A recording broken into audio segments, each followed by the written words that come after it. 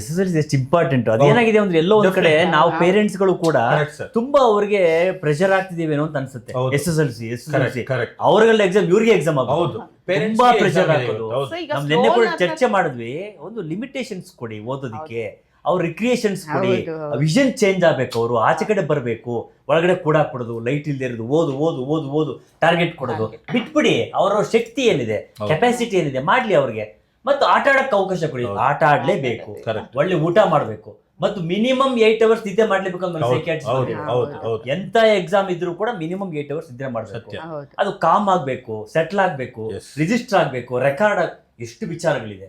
ನಮ್ಮ ಪೇರೆಂಟ್ಸ್ಗಳೆಲ್ಲ ಒಂದ್ ಕಡೆ ಆ ಪ್ರೆಷರ್ ತಂದು ತಂದು ತಂದು ಅವ್ರ ಒತ್ತುಗಳು ಏರ್ತಾ ಇದಾರೆ.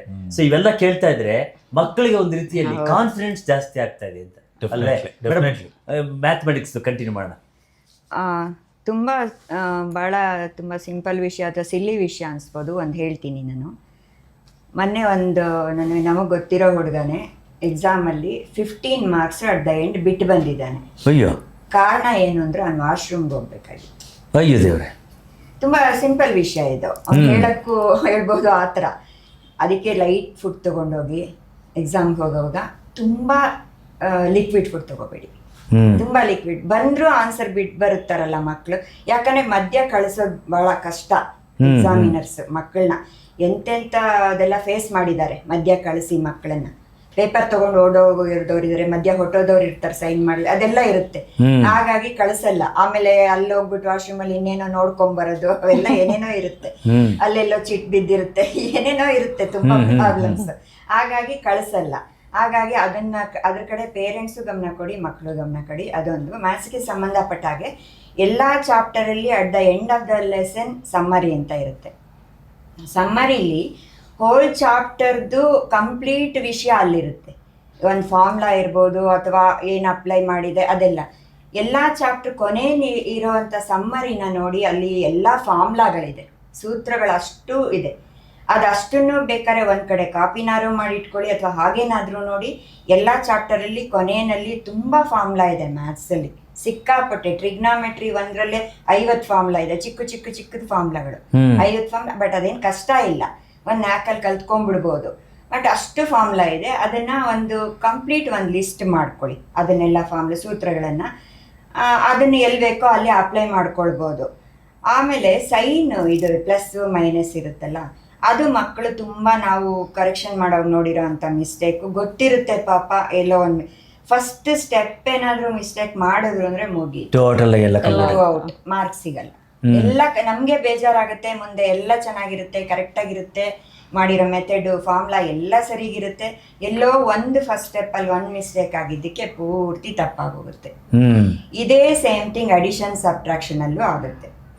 ಗಾಬ್ರಿಲಿ 3 3s 6 ಅಂತ ಬರೀತಾರೆ ಎಲ್ಲೋ ಫಸ್ಟ್ ಸ್ಟೆಪ್ ಅಲ್ಲಿ, ಅದಕ್ಕೆ ಹಾಗೆ ಕ್ಯಾರಿ ಆಗುತ್ತೆ.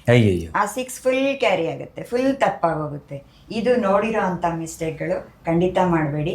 ಆಮೇಲೆ ಚಾಪ್ಟರ್ಸ್ಗೆ ಸಂಬಂಧಪಟ್ಟ ಹಾಗೆ ಸೂತ್ರಗಳದೊಂದು ಪ್ರತಿ ಪೇಜನ್ನು ನೀವು ತೆಗಿತಾ ಹೋದರೆ ಮ್ಯಾಥ್ಸ್ ಬುಕ್ಕಲ್ಲಿ ಕೆಲವು ಸೆಂಟೆನ್ಸ್ನ ಹೈಲೈಟ್ ಮಾಡಿರ್ತಾರೆ, ದಪ್ಪಾಕ್ಷರಗಳಲ್ಲೋ ಅಥವಾ ಡಾರ್ಕ್ ಆಗೋ ಕೊಟ್ಟಿರ್ತಾರೆ. ಅದೆಲ್ಲನೂ 1 ಮಾರ್ಕ್ಗೆ ಇಂಪಾರ್ಟೆಂಟು.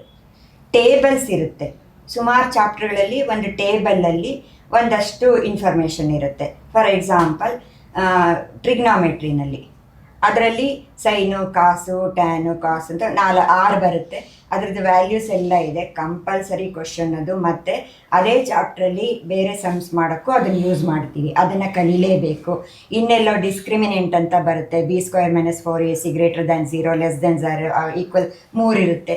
ಅದರಲ್ಲಿ ಒಂದು ಕ್ವಶನ್ ಕಂಪಲ್ಸರಿ. ಎಲ್ಲ ಟೆಕ್ಸ್ಟ್ ಬುಕ್ಕಲ್ಲಿ ಎಲ್ಲ ಪೇಜು ತೆಗಿತಾ ಹೋಗಿ ಎಲ್ಲಿ ಟೇಬಲ್ ಇರುತ್ತೆ ಫೋಲ್ಡ್ ಮಾಡ್ಕೊಳ್ಳಿ. ಅದನ್ನು ಮಲಗೋ ಕಡೆನ ಕೂತ್ಕೊಳ್ಳೋ ಕಡೆನ ಅಂಟಿಸ್ಕೊಂಬಿಡಿ. ಎಲ್ಲಾನು ಹೋಗ್ತಾ ಬರ್ತಾ ನೋಡ್ತಾ ಇರಬೇಕು ಇನ್ನು 20 ದಿವಸನೂ ನೀವು. ಹಾಗೆ ಆ ಥರ ಅದು ತುಂಬ ಮುಖ್ಯ. ಅದರಲ್ಲೇ ಕ್ವಶನ್ಸ್ ಬರುತ್ತೆ. ಆ್ಯಂಡ್ ನಾ ಹೇಳಿದಾಗ ಎವ್ರಿ ಪೇಜ್ ಎಲ್ಲಿ ಹೈಲೈಟ್ ಮಾಡಿರ್ತಾರೆ ಬೋಲ್ಡ್ ಆಗಿರುತ್ತೆ ಲೆಟರ್ಸು, ಅದು ತುಂಬ ಇಂಪಾರ್ಟೆಂಟು. ಇದಿಷ್ಟನ್ನ ಗಮನ, ಪ್ರತಿ ಚಾಪ್ಟರ್ ನಾವು ಇವಾಗ ಹೇಳೋಕ್ಕಾಗ್ತಾ ಇಲ್ಲ, ಇದಿಷ್ಟು ಸಾಮಾನ್ಯವಾಗಿ ಗಮನಿಸಬೇಕಾದಂಥ ವಿಷಯ. ಯಾವುದೇ ಕಾರಣಕ್ಕೂ 38 ಕ್ವಶನಲ್ಲಿ 38 ನಂಬರ್ನೂ ಹಾಕೇ ಬರ್ಬೇಕು ನೀವು, ಒಂದಲ್ಲ ಒಂದು ಕಡೆ. ಇವಾಗ 6ನೇ ಕ್ವಶನ್ ಫಸ್ಟ್ ಆನ್ಸರ್ ಮಾಡ್ತೀರಾ, ಓಕೆ, ಒಂದು ಟಿಕ್ ಮಾಡ್ಕೊಳ್ಳಿ ಕ್ವಶನ್ ಪೇಪರಲ್ಲಿ, ಪೆನ್ಸಿಲ್ ತಗೊಂಡೋಗಿ ಪೆನ್ನಲ್ಲಿ ಬರಿಬೇಡಿ. ಇನ್ನೆಲ್ಲೋ 12 ಮಾಡ್ತೀರಾ, 12 ಟಿಕ್ ಮಾಡ್ಕೊಳ್ಳಿ. ಯಾವ್ದು ಬಿಟ್ಟಿದ್ದೀರಾ ಅಂತ ನಿಮಗೆ ಗೊತ್ತಾಗುತ್ತೆ. ಏನೂ ಗೊತ್ತಿಲ್ವಾ, ಇನ್ನೊಂದು ಯಾವುದೋ ಅಲ್ಲಿರುತ್ತೆ ಬುಕ್ಲೆಟಲ್ಲಿ ಕ್ವಶನ್ನು, ಅಲ್ಲಿ ನೀವು ಅಟ್ಲೀಸ್ಟ್ ಕ್ವಶನ್ ನಂಬರ್ ಹಾಕಿ ಕ್ವಶನಲ್ಲಿ ಡೇಟಾ ಏನಿರುತ್ತೆ ಅದಾದರೂ ಬರೀ.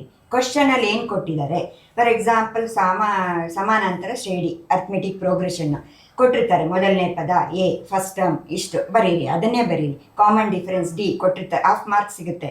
ಅಂಡ್ ಬೈ ಚಾನ್ಸ್ ತುಂಬಾ ಗಮನ ಇಟ್ಟು ಕ್ವಶನ್ ಪೇಪರ್ ಮಾಡಿರ್ತಾರೆ. ಎಷ್ಟೊಂದು ಸಲ ನಾವೇ ನೋಡಿದೀವಿ, 1 or 2 ಸಮ್ ಸ್ಟಕ್ ಬಂದ್ಬಿಟ್ಟಿರುತ್ತೆ ಕ್ವಶನ್ ಪೇಪರಲ್ಲಿ, ಅದಕ್ಕೆ ಮಾರ್ಕ್ಸ್ ಸಿಗುತ್ತೆ ಅವ್ರಿಗೆ. ಜಸ್ಟ್ ಕ್ವಶನ್ ನಂಬರ್ ಹಾಕಿದ್ರೆ ಮಾರ್ಕ್ ಸಿಗುತ್ತೆ, ಕ್ವಶನ್ ನಂಬರ್ ಹಾಕಿಲ್ಲ ಅಂದ್ರೆ ಮಾರ್ಕ್ ಸಿಗಲ್ಲ. ಅಟೆಂಡ್ ಮಾಡಿಲ್ಲ ಅಂತ, ಅಟೆಂಡೇ ಮಾಡಿಲ್ಲ ಕ್ವಶನ್. ಇಲ್ಲಿ ಒಂದು ಕ್ಲಾರಿಫಿಕೇಶನ್ ಮಕ್ಕಳೇ, ನೀವು ಪ್ರಶ್ನೆ ಪತ್ರಿಕೆ ಬರೀಬೇಕಾದ್ರೆ ಯಾವುದೋ ಒಂದು ಪ್ರಶ್ನೆ ತಪ್ಪಾಗಿದೆ ಅಂತ ಅಂದಾಗ ಅದಕ್ಕೆ ಗ್ರೇಸ್ ಮಾರ್ಕ್ಸ್ ಅಂತ ಕೊಡ್ಬೇಕು ಅಂತ ನಮ್ಮ ಬೋರ್ಡ್ ಇಂದ ಆಗಿದೆ.